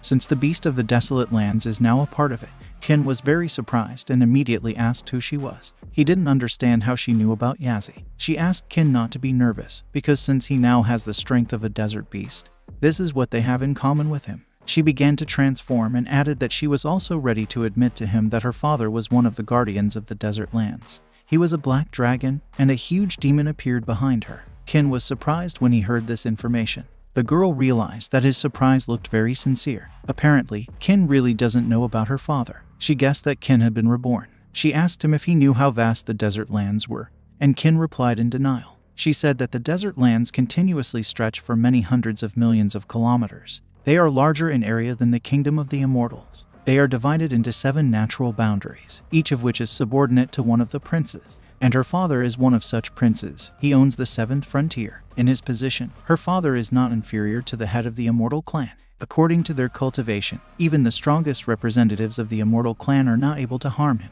The protagonist noticed that she famously tells all this. In his previous life, during his 10 years in the desert lands, he had never met a black dragon and asked Yazzie if he knew him. The dragon only growled something and whispered in his ear. The Black King was Yazzie's little brother, and so Kin asked him if he was cheating on him and he said something again. Kin chuckled and the girl added that in his position it would be natural to join her clan. She would give him time to get ready, and then she would take him to her father. The protagonist apologized to her and replied that he was used to moving by himself, but thanked her for the invitation.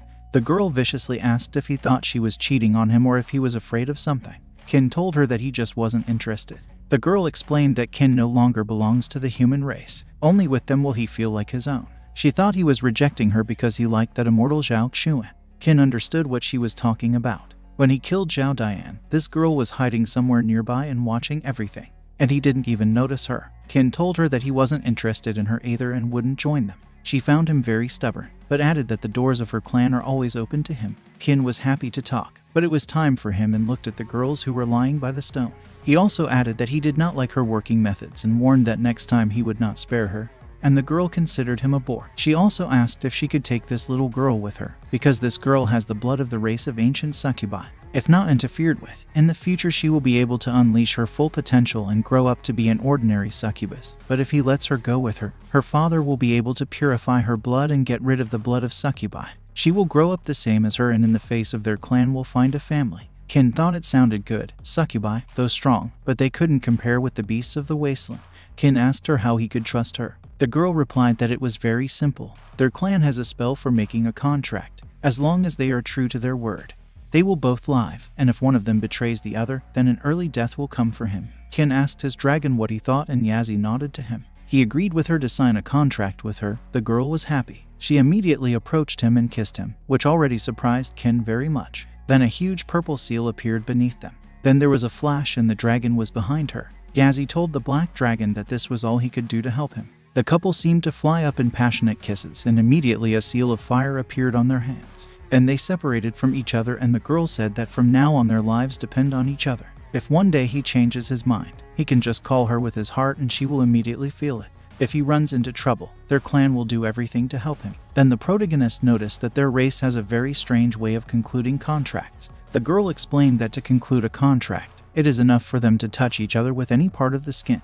Then she picked up the girl and put her on her shoulder and wished him good luck and said goodbye. She immediately jumped into the distance. Kin felt that he had been tricked and already began to think that Yazi was a sent spy. After a while, the girls woke up and Yu was surprised when she did not find the girl. Kin replied that she should not worry because she was fine. The girl apologized to him and immediately Kai and Sean woke up and also apologized. The protagonist doesn't blame them for anything, and everything should work out well for the girl. Then he turned and walked away. You didn't understand how she could have screwed up like that. If she wants to keep her reputation in the eyes of the owner, this should not happen again. Kai and Sean was surprised by Kin's words about the girl and thought that Kin was so mysterious. After that, they show us the temporary housing of Kin. Inside, Kin, Sidhu, Kai and Sean and Yu were sitting at the table. Sidhu asked him if he was okay and if he was hurt. The protagonist replied that he was fine. It was just a misunderstanding. Kai and Sean was surprised when Sidhu called him brother. Sidhu told her that he and Kin could already be considered sworn brothers. From now on, she should call him uncle, too. Kai and Sean was even more surprised, and Kin got up from the table and said that he was just joking. They should all get some sleep tonight, because tomorrow morning they are moving to the Temple of the Buddha's Heart. Kai and Sean noticed that the temple was already preparing to meet them with might and main. Kin couldn't wait to appreciate their warm welcome already. After that, we are shown the gates of the Temple of the Buddha's Heart. There were mysterious warriors standing there. The warriors were gigantic, and an elder stood in the center. There was also a mysterious man who was not really waiting for the guests. The elder noticed that a warrior with the sacred fire of the 9th rank must be lured to his side, and the guys agreed with their father. The other guy was surprised, and he already wanted to look at Kin as soon as possible. A moment later, we were shown the horses that were carrying the carriage. The old man realized that it was them and ordered everyone to get ready. Kin then opened the window to take a look. He noticed that they were almost there, but asked Kai and Shang why he was running somewhere. She replied that there was a mentor teeming among the greeters. Every time he sees satiety, he tries to beat him, and Kin was not surprised. After the carriage stopped and Kin was the first to get out, and therefore the elder was very surprised. He immediately realized that this young man was Kin Yu. He put his hand on his shoulder and was glad, because his figure is good. His body is strong, all the makings are in place. His son noticed that Kin possessing the sacred fire of the 9th rank, he would be able to achieve incredible achievements if he began to study forging. He has the potential to become a great blacksmith. Kin only laughed, because he knew that if they knew what his fire of destruction of the 9 heavens was capable of, they would hardly have had so much fun. Kai and Sean appeared, who noticed that her Uncle T's enthusiasm was directly spilling out of him. The old man replied that there was nothing in it. It's not every day that he meets a talent with the sacred fire of the 9th rank. The old man said that her father and mentor were also supposed to meet them, but they were distracted by some business. Kai and Shang replied that there was nothing wrong. Then a guy appeared who greeted Kin. The Temple of the Buddha's Heart is glad to have a new member in his person. Kai and Sean introduced him to Bai Feifan, who is one of her temple brothers and the most talented novices. Although he only possesses fire of the 7th rank, but his success in forging is amazing. And he also succeeded in brewing elixirs. In this he has no equal at all. And most importantly, in his cultivation, he has already reached the peak of the spiritual realm. He looked at Kin angrily somehow, but Kai and Sean said that he was very friendly and she hoped that the two of them would become friends very quickly. Bai replied to her that she was overpraising him too much, and it was not worth burdening a guest tired from the road with such nonsense. Kin noticed that this was very tactful on his part. He felt that Bai smelled of the sect of the Polar Sun. Bai told Kin that they would have a banquet in his honor. As an older brother, he will consider it an honor in the future to teach him everything he knows himself. The protagonist thanked him for his kindness, and Bai asked him to just call Brother Bai, and not by his full name. Kai and Sean thought that they really would soon become bosom friends. T laughed a lot and noticed that it was completely natural, because in their temple everyone always lived soul to soul and called her inside, and the brothers just looked at each other. After that, we are shown inside the Temple of the Buddha's Heart. two beauties appeared there and greeted Mr. Kin. Looking at them, Kin was embarrassed and realized that Brother Sidhu was right about the local students. Bai noted that their temple has always been distinguished by inner calm and gentle orders. They don't live within strict limits, however, he wanted to convey something to him. Lang Qianshuang is the temple head's personal disciple, and her father, Lang Ningpo, is the temple's strongest warrior. We can say that whoever marries Qianshuang will get the temple in his own hands in the future. There are simply too many people who secretly and obviously dream about it, so he asked him to be attentive in what he says and does. You should not inadvertently get yourself into trouble. Ken asked if he was dreaming about it. Bai denied everything, because for him she is like a sister, especially since he wants to give all his strength to forging and brewing elixirs. The protagonist knew that with this approach, he would definitely achieve great success. By the way, he decided to ask if it is possible to train martial techniques of other schools and temples in the heart of the Buddha. Bai replied in denial, because they only train what their mentors give them. However, Kin can continue to develop martial techniques, which he first mastered before joining their temple. Kin heard his answer. The protagonist noticed that Bai was curious, and he realized that Kin was not simple and thought that maybe he understood everything about him. Ahead of them is the main hall and he should follow it. There was a large hall with many tables set. The man greeted the supreme preceptor, the temple maiden and Brother Bai, and noted that everything was ready for the start of the banquet.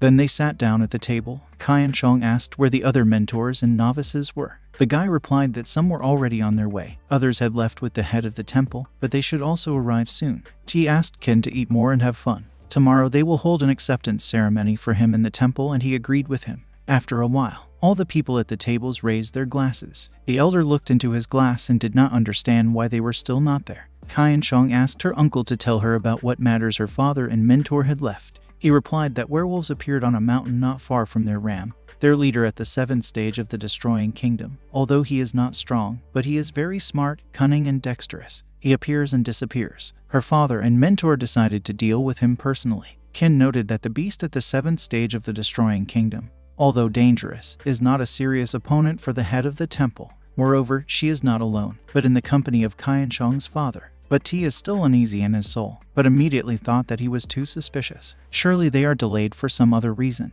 The old man wanted to drink soon, because the wine is getting cold. Immediately, someone stamped loudly and a huge man appeared. He shouted Qianshuang's name and said that her father had returned, and he was holding a werewolf on his shoulders, and a mentor was standing next to him. My father wanted to look at her and thought that she had somehow lost her mind.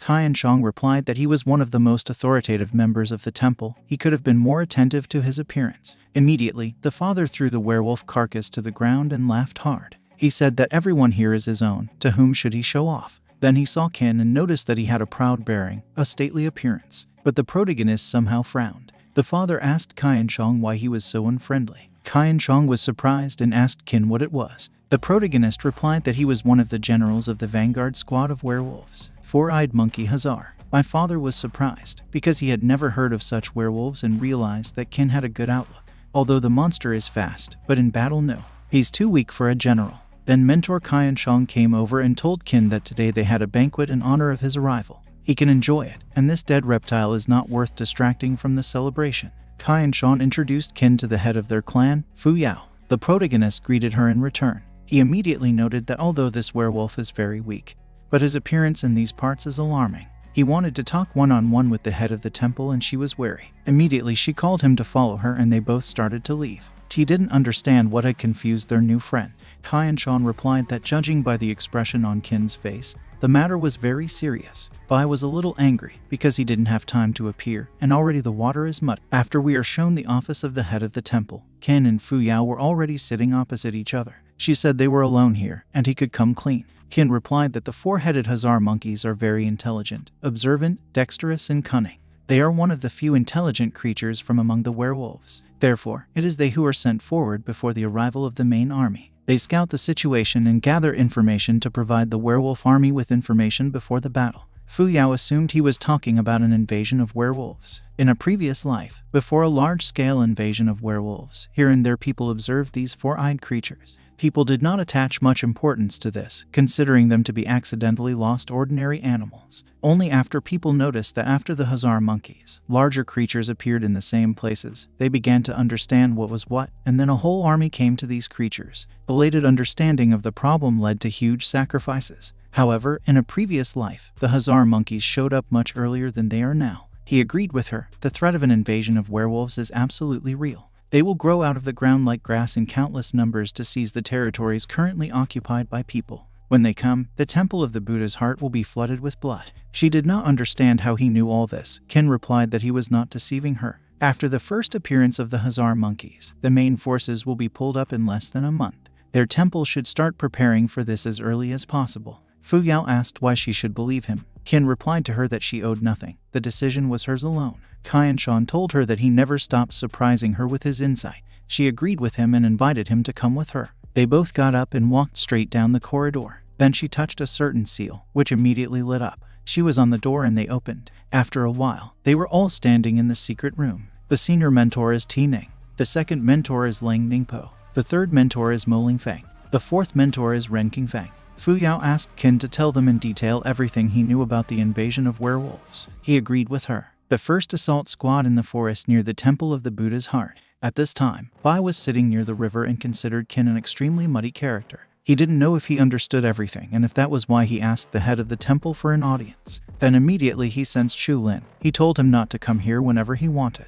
He asked him not to start. The mentor gave him a stealth spell. No one would notice the appearance of his aura here. Chu Lin noticed that his psyche was too shaky for a second spiritual son. He replied that if he had a serious reason to come here, then he should speak immediately. Otherwise, he would kill him on the spot without hesitation. Chu Lin understood the reason for his nervous mood. He's afraid that Ken might reveal his real identity, but there's no need to worry about that. He had received information from their fourth mentor. Ken did not communicate with the head of the temple about him, but about a much more important matter. We are shown Ren Qingfeng, who was grinning insidiously. Bai asked what the reason was. Lin told about the invasion of werewolves. They will soon appear at the temple of the Buddha's heart, which will give their temple of the polar sun a unique chance. During the invasion, they will stand aside and not interfere. And when the temple of the Buddha's heart falls, they will simply take everything that used to belong to them. Immediately, Bai grabbed Chu Lin at high speed, which surprised him very much. He realized that Ren Qingfeng was now his man. Bai was telling him that the Buddha Heart Temple was his territory. Recruiting people here, he was trying to challenge him. Lin replied that the fall of the Temple of the Buddha's Heart would be considered entirely his merit. He only needs Ken Yu. Bai thought that he needed his sacred fire of the 9th rank. Chu Lin replied that he had no talent for forging and alchemy like him. He was not a great fighter like the first spiritual son. And having obtained the sacred fire of Ken, he would still have hopes of taking a worthy place under the sun. He could not miss this chance. Bai did not understand why he should allow the appearance of another serious rival in his face, smiled maliciously and squeezed Lin's throat hard. He immediately replied that he could not worry about him. He swears before the heavens that as soon as he gets his sacred fire, he will immediately leave the temple of the polar sun. He asked that he put it down. Bai thought about it and still let go. He promised that when it was over, he would get Kin's fire. Lin thanked the second spiritual son. He wishes him good luck in his plans to capture the temple of the Buddha's heart. He will be nearby to help if anything at the right time. Then Chu Lin disappeared and Bai wondered if such trash as Lin deserved the sacred fire of the 9th rank and laughed. 9 days later, soldiers stood at the gate. They were not particularly happy, because of the newcomer Ken, they have to keep a constant watch. They did not believe in the invasion of werewolves and others agreed with him. Inside the temple, Ken greeted the head of the temple, Fu Yao. He asked how the preparation was going. She has already warned all the neighboring temples to build a defensive line. If his words are confirmed, they will instantly find out about any encroachments in their area. Immediately, an unknown warrior ran into the task and shouted that Mentor Lin reported that about 100 werewolves were spotted 100 kilometers northwest of the city of the Buddha's heart, mostly at the 3rd stage of the spiritual kingdom. They fit the description of the assault squad. She realized what had started. Fu Yao ordered him to tell Mentor Ling to continue to strengthen the defense line, to send the news to all major temples. If the first assault squad is already close, then they will soon face a real test of strength. He understood her and ran to execute the order. Qin said that now it was time for him to go. Fu Yao added that she had another request for him. The protagonist listened attentively to her. She has a daughter named Yitong and she wanted him to take her with him. She is very gifted, but she has an extremely short temper. She thinks that in his company she will have a better chance of avoiding trouble. The protagonist agreed with her, because he didn't see any problems here. She thanked him and handed her into his hands with a calm heart. She knows that he doesn't really intend to join their temple for real. Ken wondered if she had guessed it herself. Fu Yao understood that he was already too spoiled by the loot that he got when visiting the desert lands. She understands that their temple can no longer offer him anything more substantial. She assumed that he had come to their temple for a spiritual source. Qin realized that she was very perceptive. He wants to spend 3 months here, harden his body in the spring and then leave. Staying in a spiritual source strengthens bones and joints, which is very useful for the overall strengthening of the body. Although he is already quite strong, but such a hardening will definitely not be superfluous. That's why, as a return favor, she asks him to look after Yitong. Qin replied that before leaving, he would give her one combat technique, if she can master it to the fullest. Then in the future Fu Yao will no longer have to worry about her safety. She knew it would be great. She would tell her daughter to come to his training arena, and Qin agreed with her. After we are shown the Temple of the Buddha's Heart training arena, Qin stood in the arena and felt that she was already here. She shouted at Qin to keep his eyes open, and a certain red ball was flying at him, but Qin stood with his back to it and after a moment stopped the shuriken with his hand, not even looking at him. Then he looked back and saw a red aura. Immediately he jumped, and an explosion occurred from below. There were already more shurikens at the top behind Qin, and there was an explosion again. But everything was fine with the protagonist. There were a lot of different shurikens around him, which immediately stopped. A girl appeared who said that she was not impressed with the owner of the 9th sacred rank, who had visited the desert lands. Qin realized that she was probing him. Yitong replied that her mother wanted her to learn from his experience, but he was much weaker than she thought. The protagonist decided to teach her the first lesson: never treat an opponent lightly. She was immediately shackled by something and tied all over the arena. She didn't understand why she couldn't move, and her shurikens fell down. Qin noticed that she had now lost. He had misled him about his skills in order to lull her into a trap that he had set in advance. The hero praised her for her intelligence. She agreed that she had lost and that he could do something, but now it was time to release her. Qin just snapped his finger and Tong was released. She said in a stern voice that it was time for them to move out, and Qin just silently followed her. After that, they show us the warriors in the forest. Yitong heard that Qin and sister Qianchuang have a good relationship.